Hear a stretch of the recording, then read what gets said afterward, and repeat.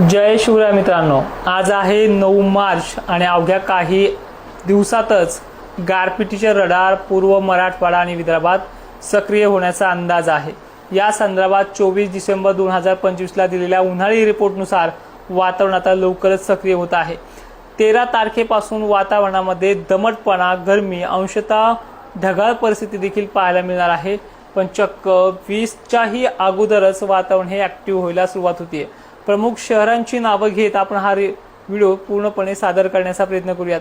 Monsoon संदर्भात देखील व्हिडिओच्या शेवटी तुम्हाला काही महत्त्वाचे घटक देखील सांगूयात, जे आपण रिपोर्टमध्ये चांगल्या पद्धतीने समजून सांगितलेत।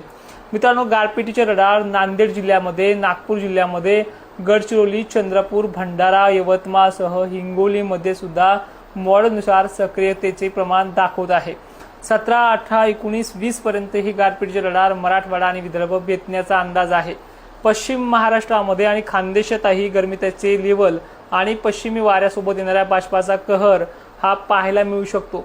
टक्केवारीनुसार किंवा व्याप्तीनुसार याचा देखील प्रचिती आपण पाहूयात, कारण की छत्रपती संभाजीनगरमधनं, बुलढाण्यामधनं, जालन्यामधनं तसेच परभणी, मराठवाड्यातल्या अनेक भागांमधनं फोनचा वर्षाव सुरू झालाय।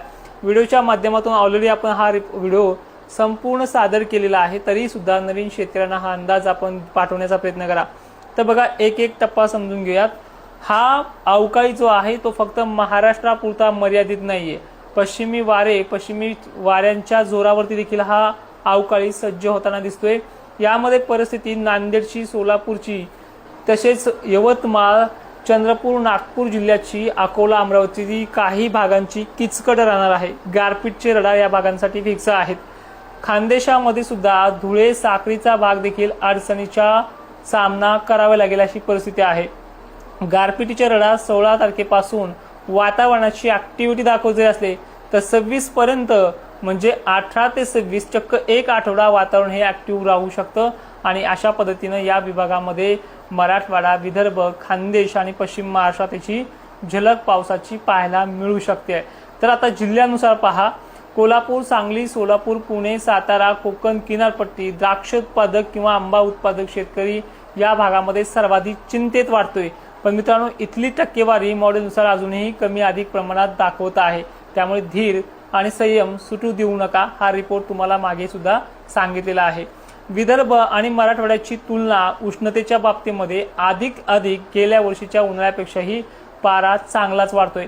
काही ठिकाणी 41 अंश तर काही ठिकाणी 42 अंश पार पलीकडे केलेला आहे। उन्हाळ्यातल्या यंदाच्या तापमानाचा रेकॉर्ड जळगाव सारख्या ठिकाणी, खानदेश सारख्या ठिकाणी आणि मराठवाडा, विदर्भासारख्या ठिकाणी बहुतांश भागांमध्ये 46 सुद्धा ओलांडू शकतो अशी परिस्थिती यंदाच्या टेम्परेचरची आहे। तर आता वातावरण अधिकरित्या वादळी, अवकाळी, गारपिटीचे कोणते प्रमुख जिल्हे आहेत हे देखील तुम्हाला पाहण्याची उत्सुकता लागली। ते जिल्हे देखील पहा। संभाव्य शक्यता, जिल्हा ट्रॅक चेंजिंग होईल, तालुके चेंजिंग होईल। जिल्ह्यानुसार अकोला, अमरावती, नागपूर, चंद्रपूर, गोंदिया, भंडारा, यवतमाळ, नांदेड, परभणी जिल्हा, माजलगाव पट्टे, बीड जिल्हा, शहर परिसर, दक्षिण पश्चिम भागाचाही समावेश यामध्ये होतोय।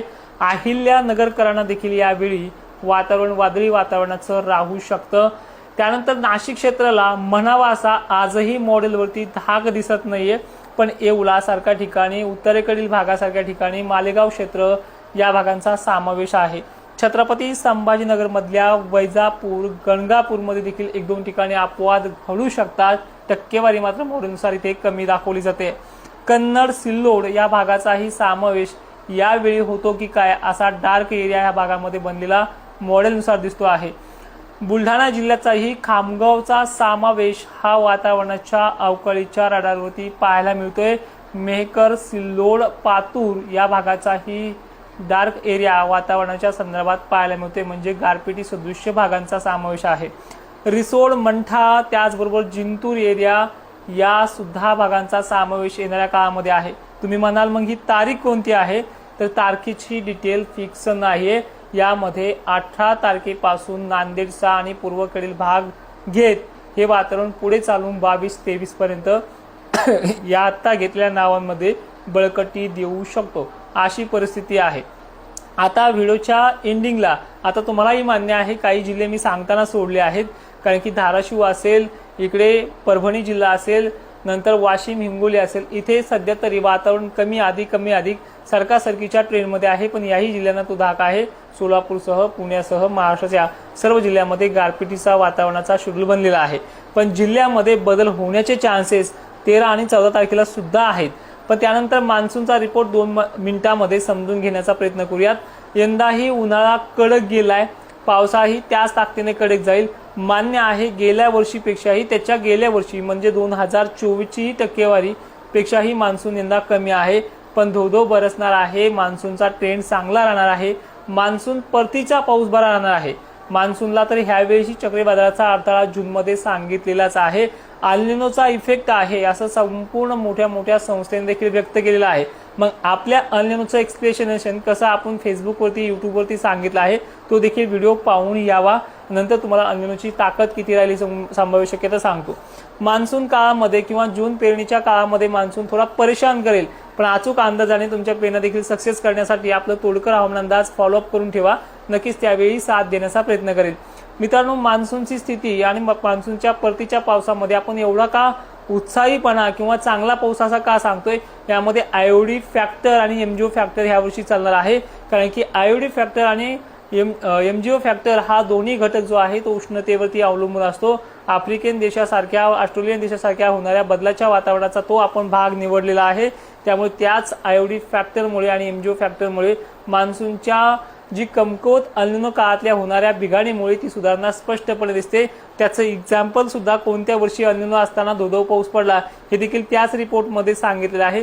रिपोर्ट संदर्भात कुठलीही शंका बाळगू नका. आजचा हा दिलेला रिपोर्ट हा 5वा रिपोर्ट आहे. त्यातले गेले 4 ते 5 रिपोर्ट आपले पुन्हा सक्सेस झालेले आहेत. त्यामुळे काळजी करू नका. विषय विनंती अशी आहे, मान्सून परतीचा पाऊसच आपल्याला विहिरीच्या पाण्याचा प्रश्न सोडेल. मान्सून काळातला पाऊस हा मात्र तितका प्रश्न सोडवणार नाहीये आणि तो सोडवतही नसतो. आणि एक विनंती अजूनही आहे, तुम्हालाही माहिती आहे, गुढीपाडव्यानंतर झालेला पाऊस हा पुढच्या पावसाळ्याचे चांगले संकेत देतोय. ते देखील तुम्ही यंदा पहा. गुढीपाडव्यानंतर चक्क 2 महिने खराब आहे. ऊस उत्पादक किंवा फळबाग उत्पादकांना यामध्ये दिलासा आणि नुकसानकारक परिस्थितीला देखील सामना करावा लागणार आहे. ऊस उत्पादक शेतकऱ्यांना यंदा थोडा दिलासा मिळू शकतो. संभाव्य शक्यता मराठवाडा, दक्षिण महाराष्ट्र, पश्चिम महाराष्ट्र, विदर्भातही यंदा तो दिलासा मिळणार आहे उन्हाळ्यातल्या पावसासंदर्भात.